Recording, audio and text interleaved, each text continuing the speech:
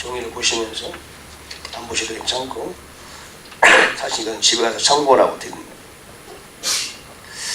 5장에 왔죠. 1장은 예수님께서 나타나신 내용이고 2장 3장은 교회에 관한 내용이고 4장은 사도 요한이 하늘에 올라가서 하나님 아버지의 보좌의 장면을 모사했죠. 내 생물과 24장으로.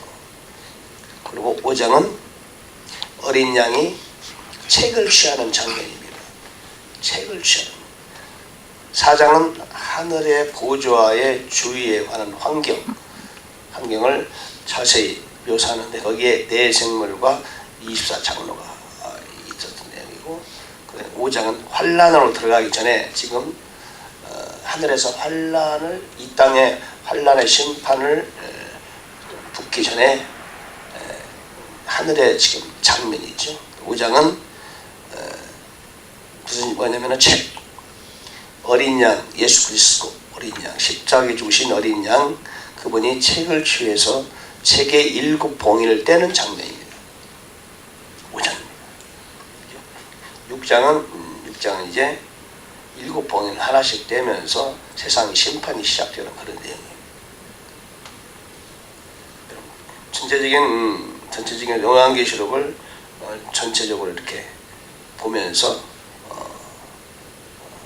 요한계시록을 강해 들으면 훨씬 유익이 됩니다. 내가 보면 왕좌에 앉으신 분의 오른손에 책이 있었다. 왕좌에 앉으시면 하나님이시죠.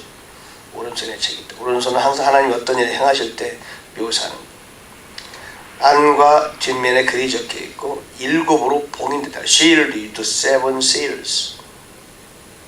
7으로 봉인됐더라. 책이 안팎으로 했는데 7개로 봉인됐더라. 7 부분으로 봉인됐다고 그런 것이죠. 봉인됐다는 거 아시죠? 여러분 혹시 그런 거 해보는지 모르겠네.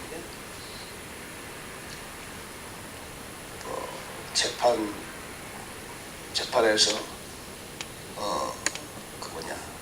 이 집이 경매에 넘어갑니다. 차 붙일 때 문에다 차 붙이고 집 전체가 넘어갈 때는 문에다 차 붙이고 아무도 그 문을 열 수가 없죠. 공인이라고. 그 집안에 사건이 벌어졌을 때 살인사건이 벌어졌을 때 이 집안 안으로 들어가면 안 됩니다. 밖에 공인하잖아요. 판사가 주는 그 공인 갖다가 딱 붙인다고. 그 열고 들어가면은 법에 걸리는 거죠. 그 공인. 법적인 효력이 있는 거죠. 공인이라는 것은.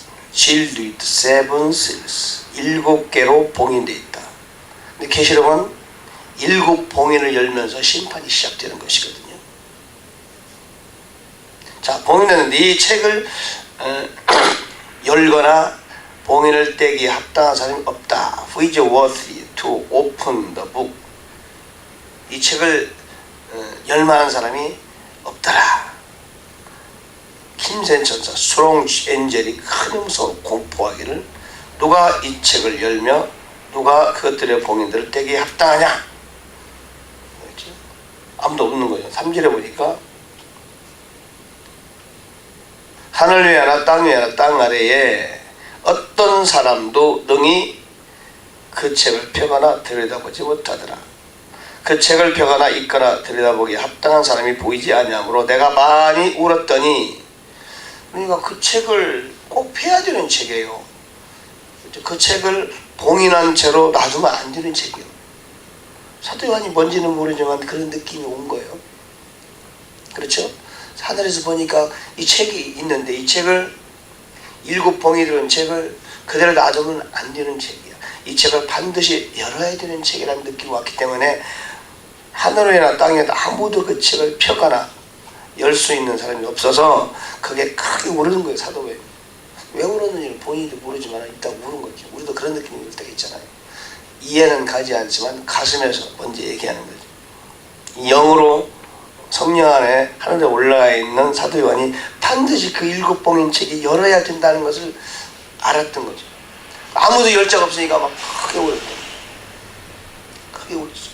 사도 요한 얼마나 울었는지 내가 많이 많이 울었더니 장로들 중에 한 사람이 가라가 바라기를 울지 마라 보라 유다 지파의 사자 곧 다윗의 뿌리가 이기었으므로 그 책을 펴며 그것의 7 봉인을 뗄 것이다. To open.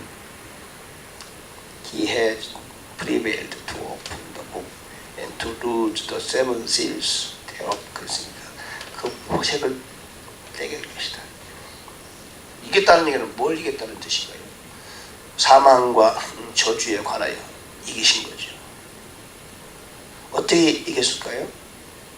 예수 그리스도께서 모든 죄와 사망의 저주를 그분이 십자가에 대신 지시고 죽으시고 고난받으시고 피를 다 흘려주심으로 인하여 장사주시고 부활하심으로 인하여 지구상에 존재하는 모든 저주와 죄를 해결하셨다. 그분이 우리가 죽어야 되는데 그분이 대신 온 인을 위하여 죽으셨다. 그리고 사탄의 심판을 받게 하는 그 일을 그분이 다 완수하셨다. 그러므로 그 책을 뗄 수 있는데 이 책은 도대체 어떤 책이냐? 이 책을 떼야 사단에게 원수를 갚을 수 있고 이 책을 떼야 성도에게 임한 하나님의 예비한 축복이 임할 수 있고 그렇죠? 이 책을 다 떼야 사망과 저주가 다 완벽하게 끝나고 최종 승리를 외칠 수 있으며 하나님의 예비하신 천년왕국과 새하늘과 새 땅과 새 예루살렘을 우리가 누릴 수 있다. 그러므로 요한계시록은 마지막 피날레를 장식한 온 인류와 우주를 위한 하나님의 계획이 하이라이트가 바로 계시록이에요. 하나님의 계획이 완성되는 것이 바로 계시록이지.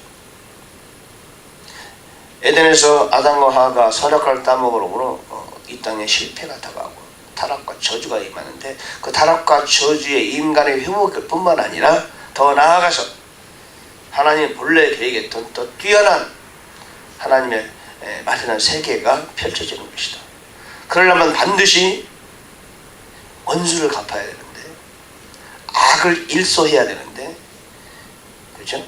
사단을 잡아 가둬야 되는데 그러려면은 이 하나님이 예비한 이 7 봉인을 뗄 자가 필요하다. 그분은 저주를 이기시고 그렇죠? 하나님께서 주신 세상을 접수하시는 분이시죠. 그분이 누구예요? 예수 그리스도. 바로 우리의 소망이요, 우리의 목표요, 우리의 존재 자체요, 우리의 신랑이신, 우리의 영원한 우리의 꿈이신 지저스 크라이스트. 나를 위해 생명을 아낌없이 주신 그분, 지금도 여전히 하늘에서 나를 위해서 하나님 보좌 우편에서 기도하시는 그분, 그분이 하늘에 가시면서 나한테 성령을 보내주시고 성령께서 내 안에 거하시는 그분, 오늘도 변함없이 나와 함께 하시고 내 기도를 들어주시고 나를 위해 중보하시며 위로하시고 지혜와 능력을 주시는 그분, 억만가지 죄악에서 나를 구원해 주시는 그분, 그렇죠? 예수 그리스도, 복의 근원이시고 복의 내용이시고 그분이 예수 그리스도 아닙니까? 오늘 새벽에 우리가 보아라 이 새벽에 잠을 깨우면서 새벽 공기를 가르고 이곳에 와서 찬송하고 예배드린 바로 예수 그리스도 그분 때문에 그런 거 아니에요? 여러분 신앙생활은 나를 위해 사는 게 아니라 예수 그리스도 삼일째 하나님을 위해서 우리가 사는 게 신앙생활이지. 그분이 이겼기 때문에 이제는 책을 펴고 7 봉인을 뗄 수 있는 길이 열린 거죠. 그 책은 어떤 책이냐? 다니엘 12장 4절에 보면 이런 말씀이시오.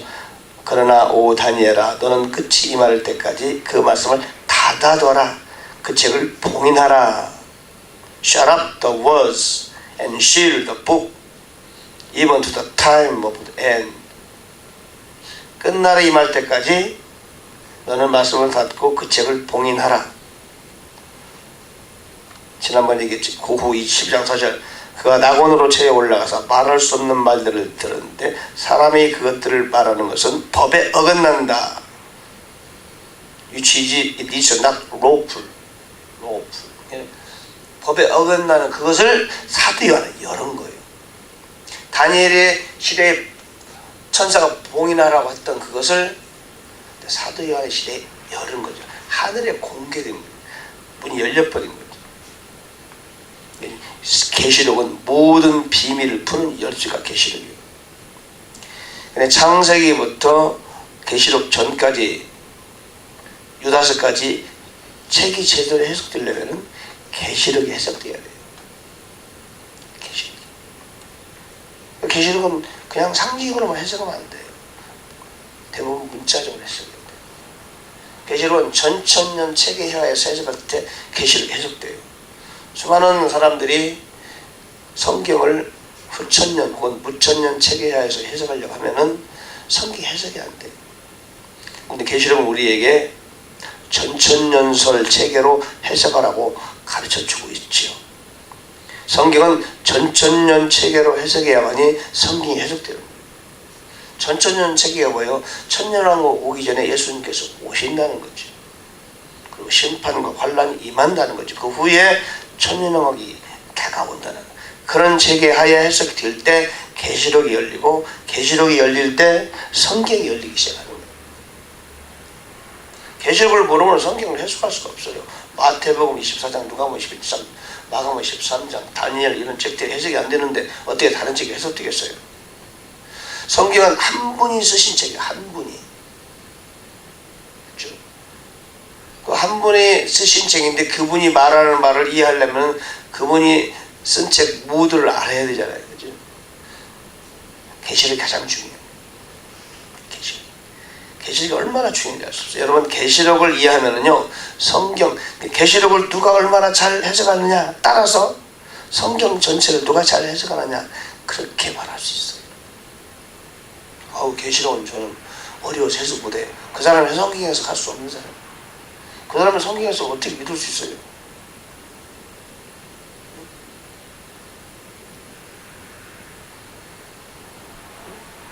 그래서 계시록을 해석해낼 줄 아는 사람이 다른 성경도 제대로 해석해요. 그러지 못하고는 부분적으로 하는 거예요. 하나님이 말씀하시는 것을 부분적으로 교화하는 거죠. 어떤 사람이 무슨 얘기를 하는데 그 사람의 말은 전체는 이해 못하고 부분적으로 알겠다. 그 사람은 학교 가면 A 학점 받을 수 없죠. 교수가 말하는 말을 전체를 알아야 돼. 그래 A 플러스를 받는 거지. 일부만 안다. 그 사람 대학 다니나 안 하지요. 다 알아야죠. 계시록을 이해할 수 있어야 돼요. 다니엘 시대에 사도 바울에게 봉인되었고 비밀로 되었던 책이 이제 사도 요한 때 열리는 거죠. 지금은 계시록이 열린 책이에요. 칼빈은 계시록 4장에서 다 전체 성경을 주석하고 계시록을 주석하다 4장에서 나 이제 주석 못하겠다.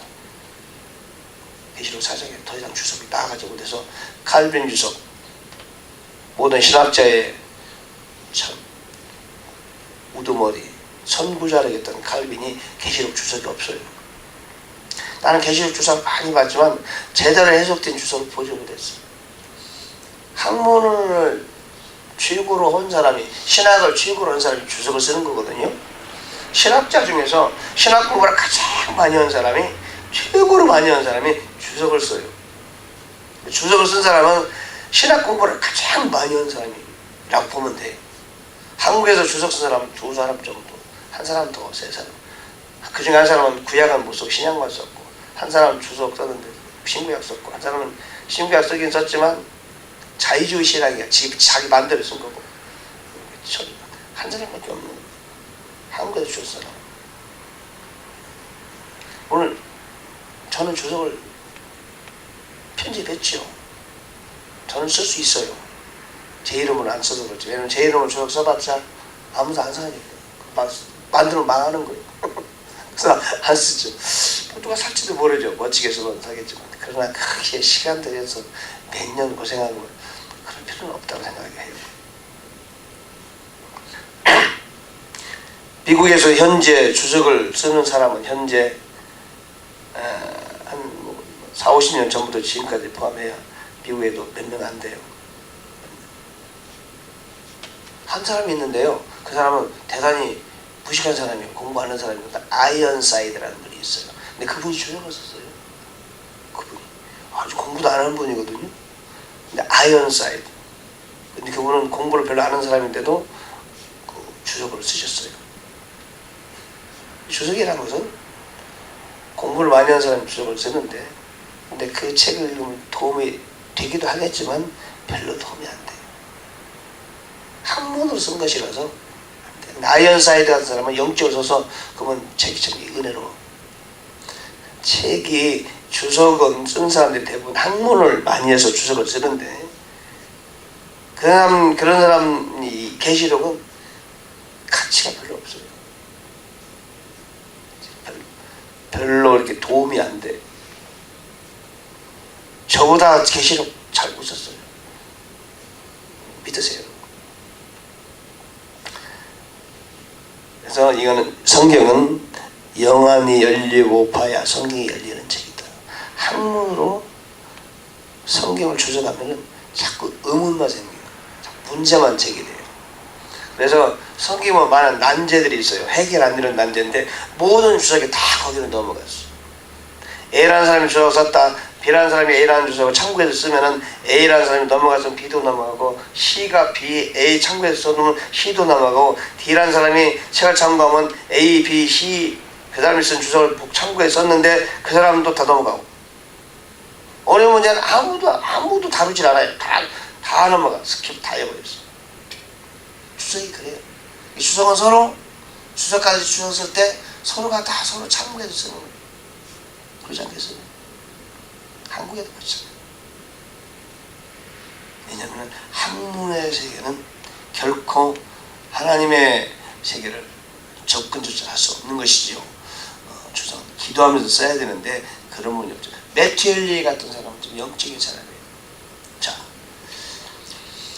자, 계시록이 열린 책이죠. 지금은 계시록이 열린 책이에요. 많은 사람들이 계시록을 다루고 있죠. 우리도 지금 다루고 있잖아요. 그죠? 유다 지파의 사자는 주 예수님이죠. 그분은 십자가와 부혈로 사단의 무리를 심판할 합당한 자격을 가진 분이시죠. 그죠? 사단의 무리를, 사단의 계획을 무산시키고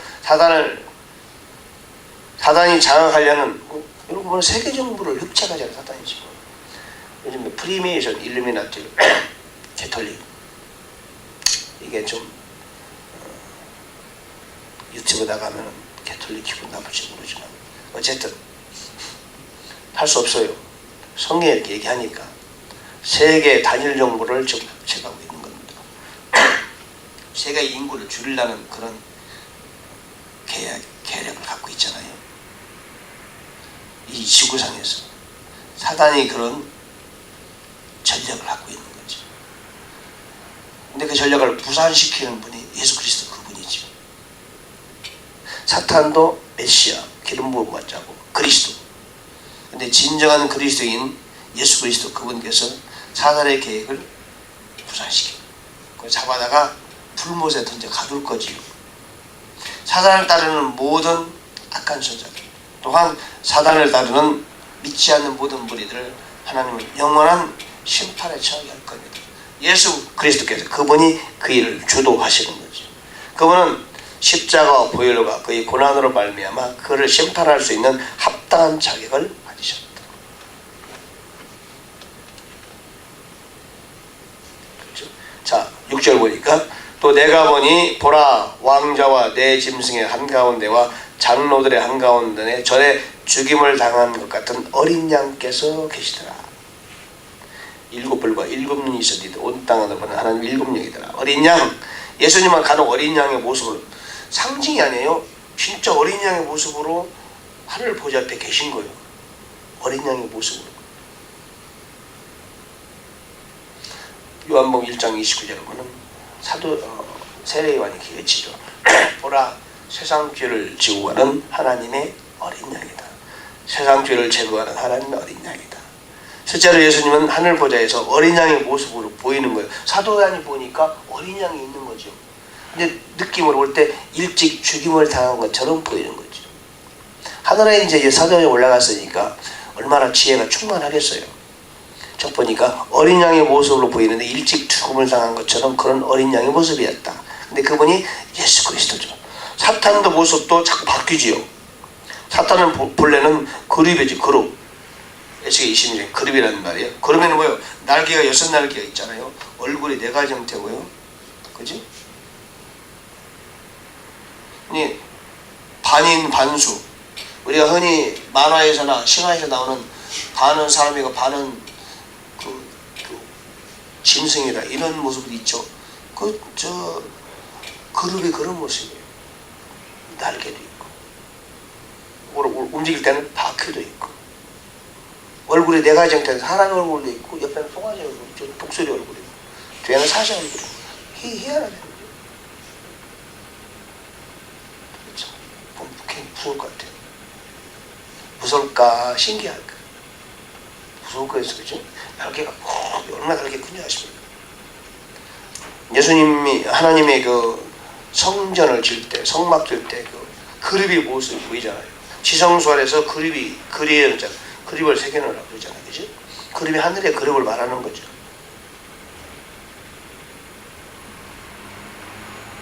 예, 그 중에서 예수님께서 나타난다. 사탄은 본래 덮는 그룹이었단 말이에요. 또는 빛의 천사로 나타나요. 고호 11장 14절. 또는 창세기 3장에서는 계시록 20장에 소개하는 내용은 사탄이 뭘로 나타났어요?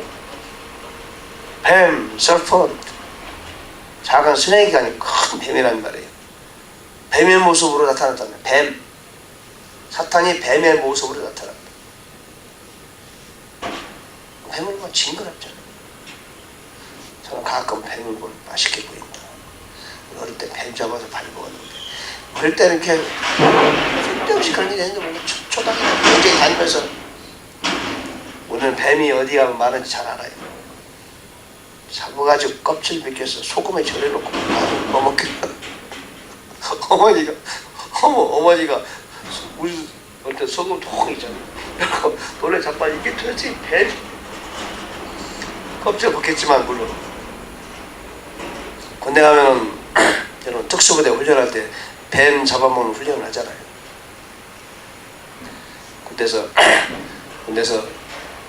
산에서 이렇게 군대 가면 산에서 일을 가끔 하는데 그러니까 살모서 잡아가지고 반합에 끓였더니 끓여서 국물을 먹으면은 닭고기 비슷해요.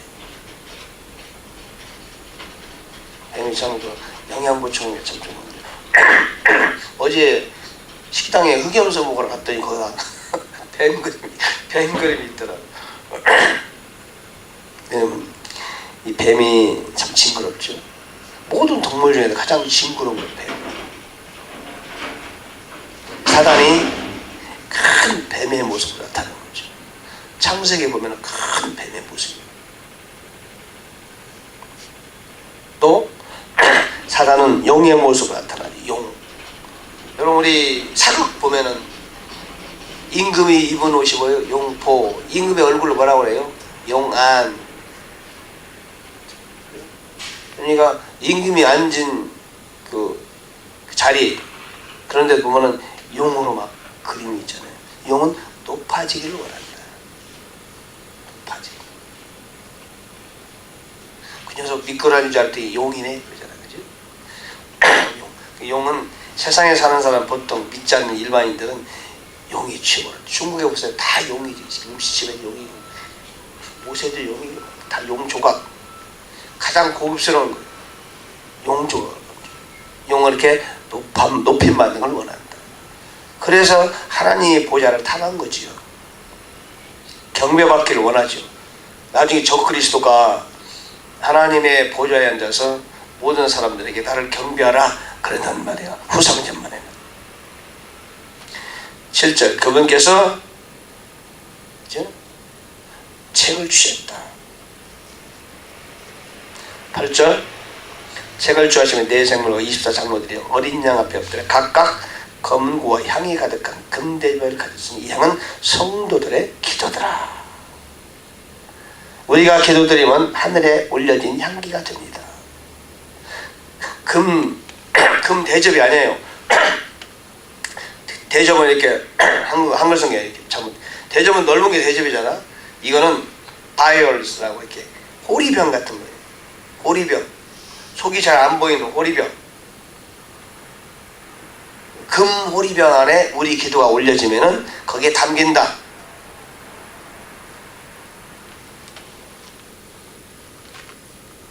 담긴다. 금 호리병에 담긴 것이다. 우리 기도가. 여러분의 기도 드리면은 금 호리병에 담겨서 그 그룹과 장로들이 우리의 기도를 갖고 하나님께 올리는 거지. 기도는 보관된다. 그리고 기도는 금으로 된 병에 담긴다. 기도는 가장 높은 자리로 기록과 24 장로들의 손에 의해서 하나님께 올려진다.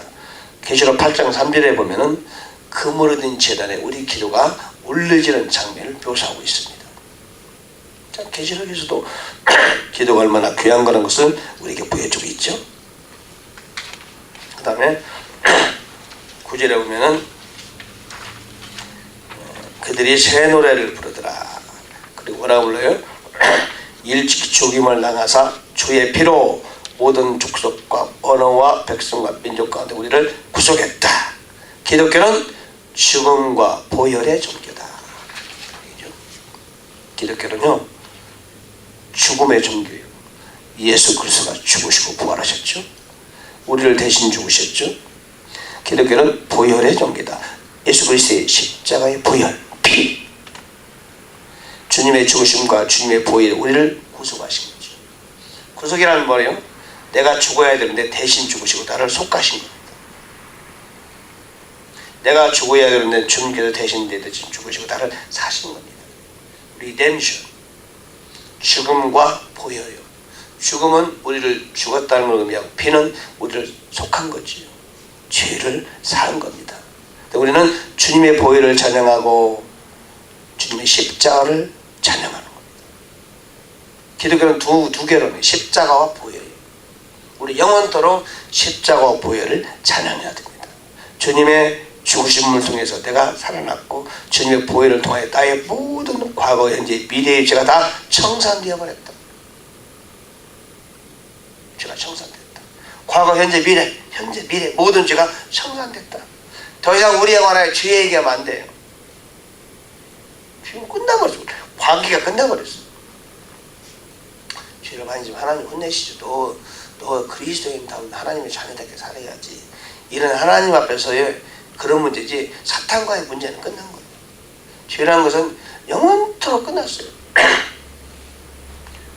그러니까 맘 놓고 우리도 죄를 짓겠네. 그렇게 말하지 마라. 그렇게 로마서 6장에서 말하지. 왜냐하면 죄를 줘도 아무렇지 않으니까 그렇게 말할 수 있다는 얘기죠. 그러면 안 되죠. 죽은 사람은, 옛사람이 죽은 사람은 새 사람답게 살아야 되는 거지. 주님의 죽으심과 보혈이 우리 기독교를 갖춰주고 있는 겁니다. 우리는 설교도 늘 주님의 죽으심과 보혈을 설교해야 돼요.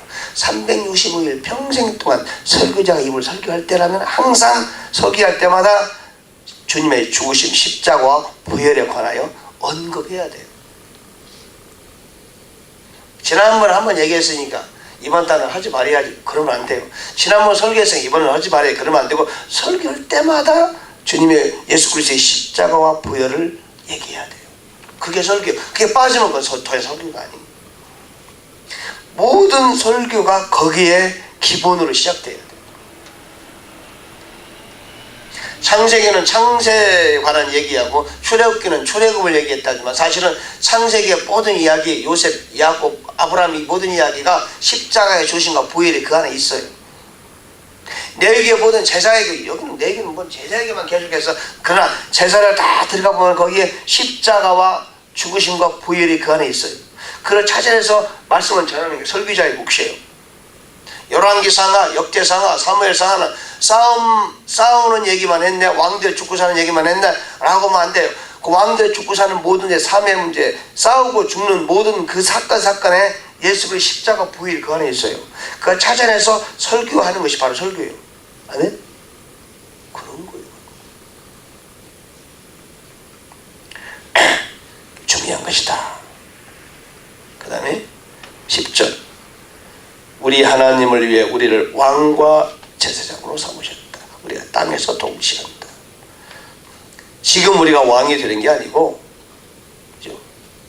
우리가 언제 왕이 돼요? 언제? 천년왕. 지금 우리가 하나님께 직접 나아갈 수 있기 때문에 제사장이 되죠. 천년왕 때 우리가 왕 노릇을 한단 말이에요. 실제적인 왕이에요. 이거는 말만 왕이고 우리는 상징적인 왕, 그런 의미가 아니에요. 이거는 나는 왕이다. 통치하는 실제적인 왕, 상징이 아니다. 계시록 24장 4절 6절 보면 천년 동안 왕 노릇하리라 이렇게 나오잖아요. 실제로 미래의 왕이요, 지금은 왕 노릇 못하지요. 미래의 왕이다. 천년왕국에서 현재 상징이 아닌 실제로 왕을 하는데, 누가복음 19장 17절 이어보면 너는 10골 권세를 차지하라, 너는 5골 권세를 차지하라. 권세를 갖는다. 지금 대통령은 권세가 아니에요. 지금 대통령은 투표에서 떨어지고 투표에서 대통령 되기 때문에 사실 한시적이죠. 한시적이니까 그걸 유지하려고 막 애쓰고 막 비리를 저지르는 거예요. 근데 우리는 왕이에요. 왕. 대통령보다 훨씬 나은 거죠. 실제적인 권세를 차지하는 거예요. 천년왕국에서 왕이 되는 것이다. 나는 또한 제사장이다. 신약의 성도는 하나님께 직접 나간다. 구약은 제사장을 통하여 나아갔지만 배전 2장 9절에 왕같은 제사장이다. 그렇잖아요. 마지막 13절에 보면은 내가 들으니 하늘 위와 땅 위와 땅 아래와 바다 위에 또 그 가운데 있는 모든 만물이 주님을 찬양하는 거예요. 난 이분 대단히 Every creature which in his heaven and the earth and under the earth and such as are in the sea and all that are in them. 바다 안에 있는 모든 것, 바다에 있는 모든 것, 하늘 위에 땅 아래에 있는 모든 피조물들이 주님을 찬양하는데, 왕좌에 앉으신 분과 어린 양께 찬송과 존귀, 영광과 권능이 영원 모두도록 있으리로다. 그렇게 찬양했어요. 동물들이 찬양한다는 뜻이에요. 동물들이. 언제? 7년 환란이 시작되는 그때 모든 동물들이 찬양하고, 식물들도 찬양하는 것이 아닌가 이런 생각이 들어가요. 모든 피조물이라고 말했으니까 모든 동물들도 하나님을 찬양한다. 사람을 타락하자 모든 동물과 식물과 자연이 같이 사람 타락에 따라서 같이 타락한 거지요. 오늘날 이 세계는 자연의 이치나 이런저런 모든 것들이 다 타락한 인간의 때문에 그래도 같이 타락한 거예요. 동물도 서로 잡아먹히고 잡아 죽이고 그러잖아요. 먹이사슬에 의해서. 이것도 사람의 타락하자 그것도 같이 사람에 따라서 타락한 거예요. 자연도 폭풍이 일어나면 불이 나서 모든 나무들이 다 죽고 그러잖아요. 본래 하나님은 그렇게 만들지 않았어요. 자연의 모든 이치도 타락한 인간이 살아가기 합당한 세상으로 그들도 만들어진 거예요. 이렇게 사람 때문에 지구가 타락한 거예요. 모든 자연이. 사람이 회복되면은 모든 것도 회복되는 것이다. 식물, 동물 마찬가지. 그렇죠? 자, 오늘 계시록 5장에 관한 이야기입니다. 계시록 5장은 일곱 봉인에 관한 책이죠. 계시록은 일곱 봉인을 하나씩 열면서 계시록이 본격적으로 시작되는 거죠. 예수께서 일곱 봉인을 하나하나 열고 마지막 일곱 봉인을 열 때 일곱 나팔을 불고 마지막 일곱 나팔을 부를 때 일곱 고리병이 부어지는 그런 내용들이 777 이렇게 해서 그런 내용들이 이제 일곱 봉인을 열면서 계시록이 본격적으로 저주가 시작되고 심판이 시작되는 것이다. 기도하겠습니다. 우리 주님, 오늘도 우리와 함께 하심을 감사합니다. 계시록 5장을 공부합니다. 우리가 계시록을 공부하면서 하나님의 숨결을 더 깊이 느끼게 도와주시고 예수 그리스도의 십자가와 부활을 다시 한번 감사하게 도와주시며 이 땅에 살아가는 동안은 우리가 구원받는 것이 얼마나 다행이고 얼마나 감사한지 다시 한번 감동하고 감기가는 그런 시간 되게 주옵소서. 주님, 오늘 전도할 겁니다. 전도하는 발걸음을 축복하시고 우리의 손길을 인도하시고 함께 주옵소서. 이 새벽에 기도할 때 기도가 잘 되게 도와주세요. 주 예수 이름으로 병하노니 졸음은 떠나가라. 기도를 방해하는 졸음은 물러가라. 염려 걱정 잡념도 물러가라. 기도는 잘 될지어다. 기도를 방해하는 원수 마귀야, 주 예수 이름으로 병에 따라 가라. 감사합니다.